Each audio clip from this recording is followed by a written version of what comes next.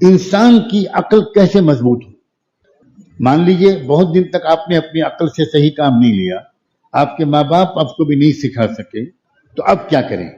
یہ سوال پیدا ہوتا ہے کہ نہیں ہوتا؟ آپ عقل مندوں کے پاس زیادہ سے زیادہ بیٹھیں گے تو آپ کی عقل مضبوط ہو، آپ نفس پرستوں کے پاس زیادہ بیٹھیں گے تو آپ نفس کے غلام بنتے چلے جائیں۔ آسان ترکیب، عقل والوں کے پاس بیٹھو، سمجھداروں کے پاس بیٹھو۔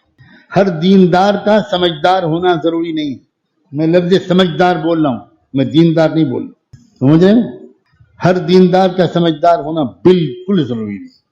سمجھداروں کے پاس بیٹھو، سمجھداروں کی باتوں کو غور سے سنو، ایک ایک جملے میں اشارے ملتے ہیں، دروازے کھلتے ہیں انسان کے لیے، عقل مندی کے، روشن خیالی کے دروازے کھلتے ہیں، حکمت و دانائی کے دروازے کھلتے ہیں۔